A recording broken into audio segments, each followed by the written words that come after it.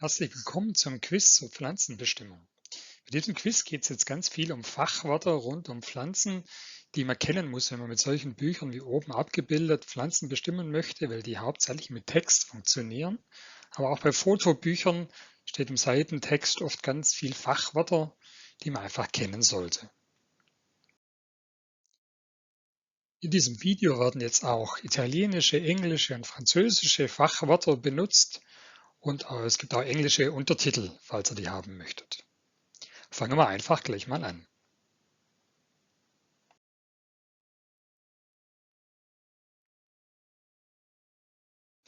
Hier unsere erste Pflanze und da stellt sich die Frage, sind die Blätter gegenständig oder sind die Blätter wechselständig? Für diese Einstiegsfrage habt ihr jetzt 10 Sekunden Zeit.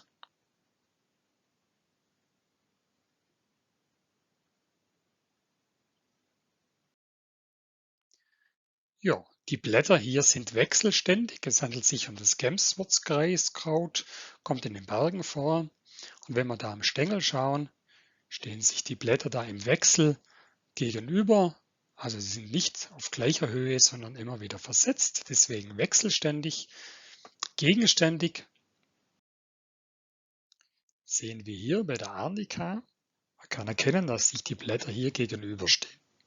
Übrigens eine ganz gute Möglichkeit, um die Arnika von ähnlichen Pflanzen zu unterscheiden. Die anderen Verwechslungsarten haben alle wechselständige Blätter und nur die Arnika hat die gegenständigen.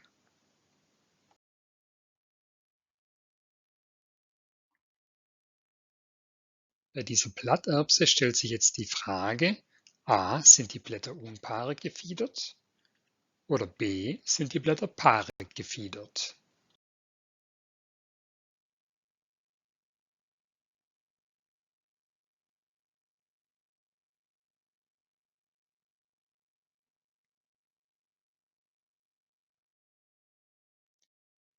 Die Blätter sind paarig gefiedert. Was bedeutet das? Jedes Fiederblättchen hier an diesen Blättern hat seinen Partner und die Endfieder, die normalerweise hier sitzen würde, ist verkümmert oder auch schon mal zu Ranken umgebildet. Immer dann würde man von paarig gefiedert sprechen, weil jedes Fiederblättchen seinen Partner hat. Hier haben wir jetzt ein Beispiel für ein unpaarig gefiedertes Blatt. Hier bei diesem Alpen-Süßklee sehen wir, da ist am Ende eine Endfieder zu sehen und deswegen, das hat keinen Partner in dem Sinn und deswegen unpaarig. So kann auch ein paarig gefiedertes Blatt aussehen. Wir sehen jetzt hier am Ende eine Ranke, also keine Endfieder. Und dann ist dieses Blatt damit auch paarig gefiedert, auch wenn die Fiederblättchen hier so gegeneinander ein bisschen versetzt sind. Auf das kommt es nicht an. Prinzipiell hat jedes Fiederblättchen seinen Partner, deswegen paarig gefiedert. Und wenn am Schluss halt noch eine Endfieder ist, hat dieses keinen Partner und deswegen unpaarig.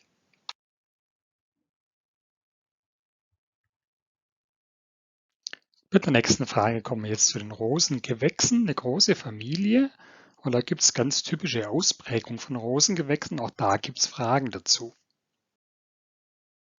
So, bei diesem Fingerkraut kommt die Frage, a. Sind die Außenkelchblätter dreilappig oder sind sie es nicht?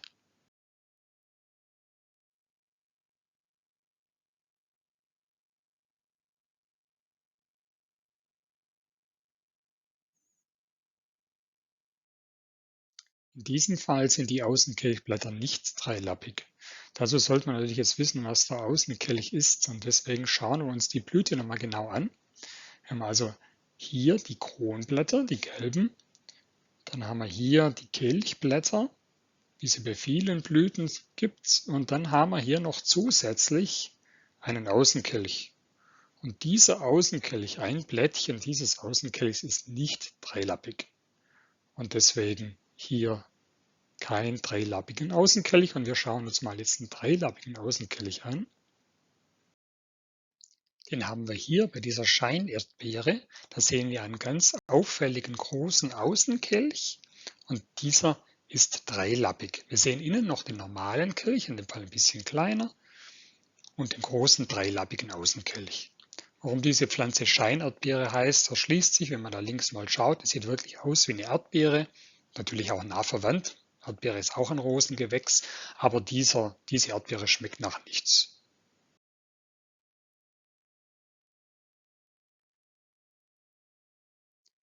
Blätter sind häufiger mal gefiedert und die können nicht nur einfach, sondern sogar mehrfach gefiedert sein. Und wenn wir uns jetzt diesen Farnwedel ansehen, dann fragen wir uns, ist dieses Blatt dreifach gefiedert oder ist das Blatt zweifach gefiedert?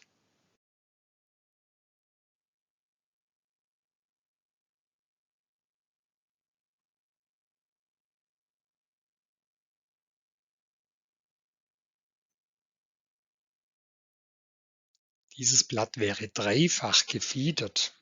Was bedeutet das jetzt? Schauen wir es uns mal genauer an. Also dieses Ganze hier ist das Blatt, ein Farnwedel in diesem Fall. Und da gibt es jetzt Fiedern erster Ordnung. Und wenn es nur diese Fiedern gäbe, wäre es einfach gefiedert, aber dieses Fiederblättchen ist ja jetzt nochmal gefiedert. Und das wären dann schon die Fiedern zweiter Ordnung. Und wenn man jetzt ganz genau hinsieht, dann sieht man hier noch eine Fieder dritter Ordnung. Wenn diese nochmal gefiedert sind, dann wäre das Blatt dreifach gefiedert. Ich habe es mal rausvergrößert. Hier sieht man jetzt die Fiedern zweiter Ordnung und die sind nochmal so weit eingeschnitten, dass wir sogar Fiedern dritter Ordnung haben. Selbst die sind jetzt wieder gezackt und wenn die noch stärker gezackt werden, dass das wieder bis auf die Ader geht, dann wäre das sogar vierfach gefiedert. Schauen wir uns ein zweifach gefiedertes Blatt an. Hier beim echten Wurmfarn haben wir Fiedern zweiter Ordnung. Schauen wir es uns mal an. Wir haben hier das ganze Blatt. Wir haben hier die Fiedern erster Ordnung und wir haben hier die Fiedern zweiter Ordnung. Dritter Ordnung gibt es in diesem Fall nicht. Zwar ist dieses Fiederblättchen nochmal ein bisschen gezähnt, aber nicht so weit, dass man wieder von dreifach gefiedert sprechen würde. Deswegen ist dieses Blatt nur zweifach gefiedert.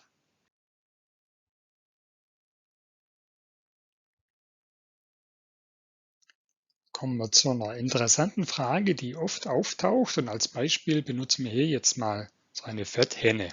Ein Dickblattgewächs, in dem Fall ist eine Zierpflanze, die irgendwie im Wald entkommen ist und da gibt es dann solche Fragen wie zum Beispiel, ist die Blüte weiblich oder B, ist die Blüte zwittrig?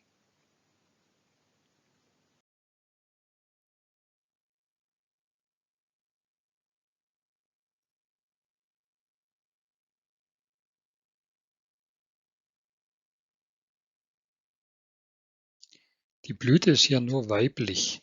Jetzt schauen wir uns mal an, was wir da sehen. Wir haben hier die Narbe, dann dazwischen haben wir den Griffel und ganz unten den Fruchtknoten. Und das zusammen ist einfach nur, sind die weiblichen Blütenorgane und wir sehen keine männlichen, also keine Staubblätter. Das, was da außen so ein bisschen dranhängt, sind einfach Blütenblätter, die schon ein bisschen verwelkt sind. Das heißt, die Blüte hier ist nur weiblich. Wie sieht es aus, wenn wir es zwittrig haben? Das wäre hier bei einer ganz ähnlichen Pflanze. Und da sehen wir jetzt hier die Staubbeutel, hier die Staubfäden und das zusammen gibt das Staubblatt. Das sind einfach die männlichen Blütenorgane und die weiblichen haben wir aber auch, wie wir hier sehen, sonst wäre es eine rein männliche Blüte und hier in diesem Fall haben wir also eine zwittrige Blüte.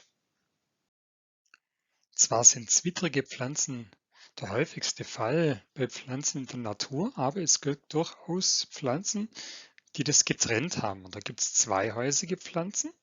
Und da schauen wir uns mal hier die rote Lichtnelke an. Da sehen wir hier eine Blüte, die hat nur männliche Organe und hier haben wir eine Blüte, die hat nur weibliche. Und die sind auch auf getrennten Pflanzen. Also es ist eine männliche Pflanze und eine weibliche Pflanze und deswegen nennt man das dann zweihäusig in zwei Häusern. Dioica, dieser Artname, deutet auch darauf hin. In diesem Fall nicht ganz korrekt, weil bei der Lichtnelke gibt es auch welche, die haben zwittrige Blüten, aber meistens sind sie tatsächlich so zweihäusig. Was es auch gibt, sind einhäusige Pflanzen, so wie hier bei der Rotbuche.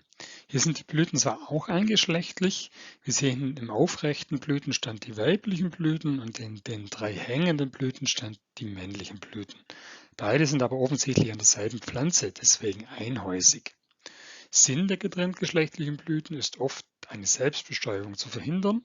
Ganz unterbunden wird das natürlich bei der Zweihäusigkeit mit dem Nachteil, dass die männlichen Pflanzen natürlich keinen Samen hervorbringen können.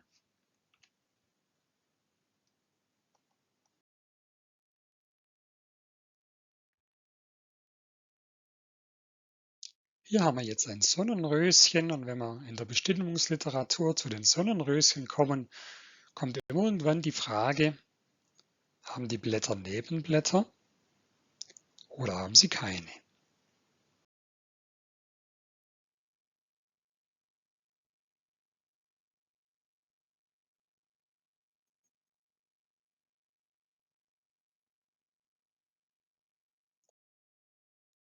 Bei diesem Sonnenröschen gibt es keine Nebenblätter. Tja, wenn man jetzt nicht weiß, was Nebenblätter sind, tut man sich schwer, das zu unterscheiden. Deswegen schauen wir uns jetzt mal ein Sonnenröschen an, das Nebenblätter hat. Das ist das gewöhnliche Sonnenröschen und dieses hat Nebenblätter. Die sehen wir nämlich hier. Also die stehen direkt neben den normalen Blättern. Links und rechts gibt es nochmal kleinere, meist kleinere Blätter und deswegen bezeichnen wir die als Nebenblätter. In manchen Fällen können die aber auch so groß werden, dass sie aussehen wie die normalen Blätter und dann haben wir irgendwie quirlständige Blätter. Das ist bei Labkräutern ab und zu mal der Fall. Aber diese Nebenblätter sind häufig ein wichtiges Bestimmungsmerkmal. Nicht nur, ob sie da sind oder nicht, sondern auch die Form kann entscheidend sein. Wenn wir uns jetzt das hier bei dieser Futterwicke angucken, dann sehen wir da ganz auffällige, gezackte Nebenblätter. Ja? Also gucken wir uns nochmal genau an. Wir haben hier den Blattstiel, da kommt ein gefiedertes Blatt weg.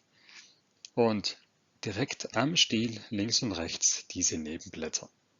Und wenn wir Pflanzen irgendwo fotografieren möchten, um sie später zu bestimmen, nicht vergessen, die Nebenblätter zu fotografieren.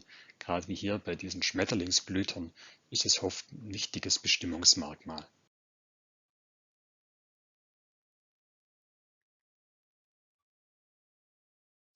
Hier sehen wir jetzt ein Weidenröschen und da stellt sich die Frage, ist der Fruchtknoten oberständig oder ist der Fruchtknoten unterständig?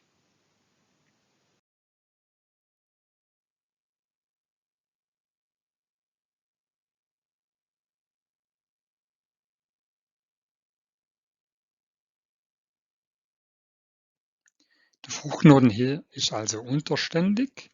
Wie können wir das sehen? Wenn wir erkennen, dass es hier der Fruchtknoten ist, können wir sehen, dass die anderen Blütenorgane oberhalb dieses Fruchtknotens stehen und deswegen ist der Fruchtknoten selbst unterständig. Stellt sich noch die Frage, wie wir erkennen, dass es ein Fruchtknoten ist und nicht einfach nur ein Blütenstiel. Dazu schauen wir uns das hier an. Hier sieht man, da ist die Blüte oben schon abgefallen und diese vermeintliche Blütenstiel entwickelt sich zur Frucht, also war es keiner, sondern ein Fruchtknoten, sonst wäre oberhalb noch irgendwo eine Frucht, die sich entwickeln würde. Hier wäre der Fruchtknoten oberständig. Habe ich jetzt extra diese Pflanze gewählt, weil sie ähnliche Früchte hat wie das Weideröschen, ist aber ein Kreuzblütler und hier sehen wir, wie der Fruchtknoten oben aus der Blüte rauswächst. Ja. Der verlängert sich hier mit der Reife und man sieht deutlich, er ist nicht unterhalb des Blütenbodens, sondern oberhalb. Nochmal 2 Beispiele, um das ganz klar zu machen.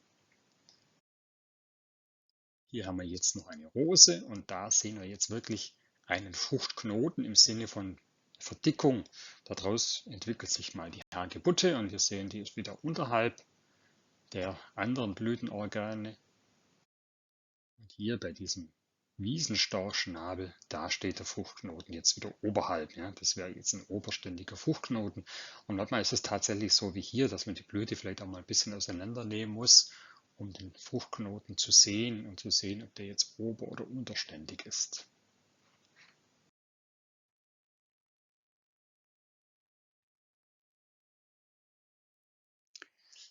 Bei der Bestimmung kommt man häufig mal an Fragen zur Behaarung vorbei.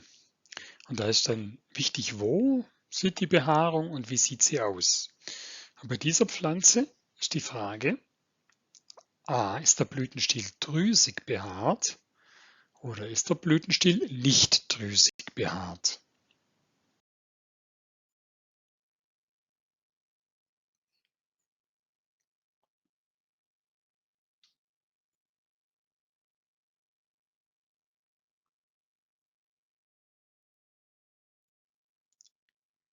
Bei diesem Sumpfstorchschnabel ist der Blütenstiel zwar behaart, aber nicht drüsig. Man würde vielleicht sagen anliegend behaart. Anliegend und abstehend ist auch so ein Unterschied, auf den öfters mal hingewiesen wird. Drüsig würde das so aussehen. Hier haben wir einen anderen Storchschnabel, den Wiesenstorchschnabel, und mit dieser Großaufnahme ist es natürlich wunderschön zu sehen. Da haben wir diese roten Köpfchen auf den Haaren und das deutet auf Drüsenhaare hin, nicht die Farbe, aber die Köpfchen. Hier ist es ganz deutlich. Häufiger mal wird aber auch nach drüsigen Haaren gefragt, ob man genau hingucken muss und auch mal eine Lupe braucht.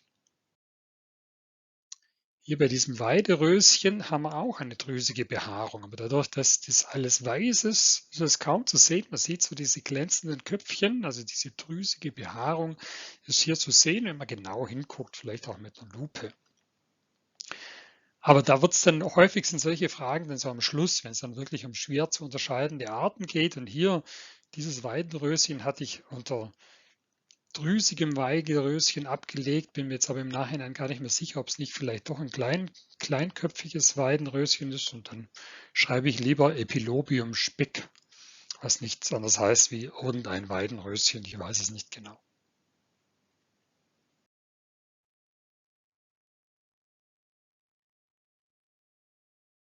So, hier haben wir einen Schmetterlingsblütler und da haben ja die Blütenblätter ganz spezielle Namen und die tauchen dann auch in diesen Fragen auf. Und die Frage hier, die lautet jetzt, ist die Platte der Fahne kürzer als ihr Nagel? Oder ist die Platte der Fahne mindestens so lang wie ihr Nagel? Ihr kriegt jetzt ein klein bisschen länger Zeit, bis man das mal gelesen und überlegt hat.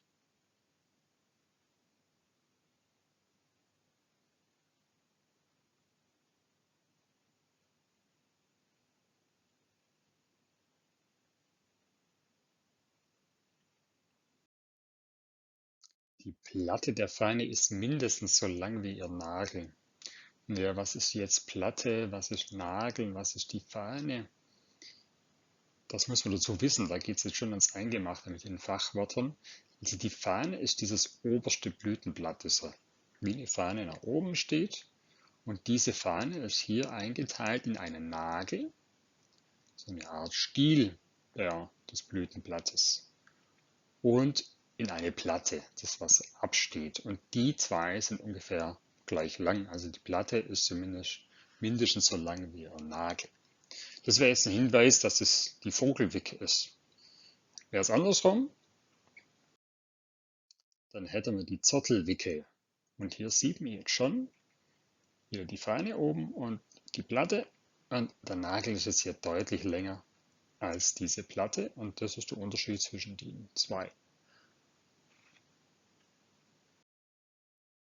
Schauen wir uns den Blütenaufbau bei den Schmetterlingsblütern mal nochmal genauer an.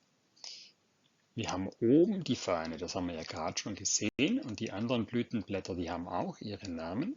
Links und rechts stehen die Flügel und in der Mitte unten das Schiffchen. Ich glaube, man kann sich ganz gut was unter diesen Namen vorstellen. Das hilft, um sich die zu merken. Diese Begriffe Nagel und Platte sind allerdings nicht den Schmetterlingsblütern vorbehalten. Das gibt es auch bei anderen Pflanzenfamilien. Also immer dann, wenn so ein Blütenblatt so gestielt wirkt. Ja, und hier bei diesem Rettich sehen wir auch einen Nagel und wir sehen eine Platte, die so ein bisschen abgebogen hat. Und auch da könnte einfach mal die Frage sein, oft ist die Frage nur, sind die Blütenblätter genagelt, ja oder nein? Sprich, haben sie so einen Stiel oder haben sie keinen? Und ihr wisst ihr jetzt auch, auf was da zu achten ist.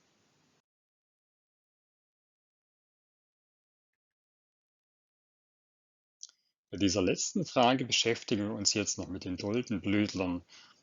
Oft ein bisschen eine ungeliebte Familie, weil die alle auch so recht ähnlich aussehen, unspektakulär, oft einfach nur weiß. Aber auch da gibt es ein paar schöne Unterscheidungsmerkmale. Und da könnte eine Frage lauten: Sind die Hüllblätter gefiedert oder sind sie nicht gefiedert oder fehlen sie sogar?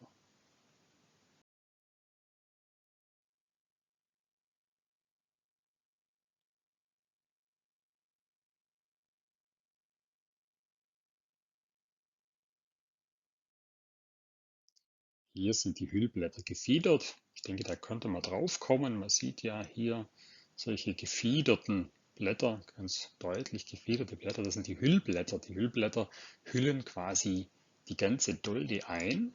Aber weiter oben gibt es ja nochmal solche kleineren Dolden, Döldchen. Und hier haben wir auch nochmal Hüllblätter und die nennt man dann Hüllchen. Also die Dolde hat eine Hülle und das Döldchen hat ein Hüllchen. Botanisch nicht ganz korrekt, aber in der Bestimmungsliteratur wird es so genannt. Hier bei dieser Meisterwurz sehen wir jetzt, da fehlt die Hüllblätter ganz. Ja, da haben wir überhaupt nichts dran. Hüllchenblätter oben, so ein paar fädige Reste. Oft sind die hinfällig. Hinfällig heißt, die sind zwar am Anfang noch da, fallen aber relativ schnell ab. Also wenn ihr so einen Doldenblütler vor Augen habt, dann ganz wichtig mal von unten die Dolde fotografieren, dass man die Hüllblätter und die Hüllchenblätter mit drauf hat. Ganz am Schluss kommen wir nochmal zurück zu unserer Möhre. Wenn wir die so angucken, dann sehen wir da ja in Mitte so einen schwarzen Punkt. Und das sieht ein bisschen aus, wie wenn da so ein Insekt sitzen würde. Und wenn wir näher dran gehen, sehen wir, das ist gar kein Insekt. Aber dieses Täuschungsmanöver, so nimmt man zumindest an, ist Absicht. Das soll einfach für andere Insekten klar machen, da sitzt schon jemand, was für die heißt, oh, da gibt's was zu holen, da ist Nektar und dann setzen sie sich einfach dazu. Es gibt dann auch tatsächlich Nektar, also die werden dann nicht total in die Irre geführt, aber so haben wir vielleicht mehr Bestäuber dann auf unserer Dolde. Und das ist der Trick der wilden Möhre.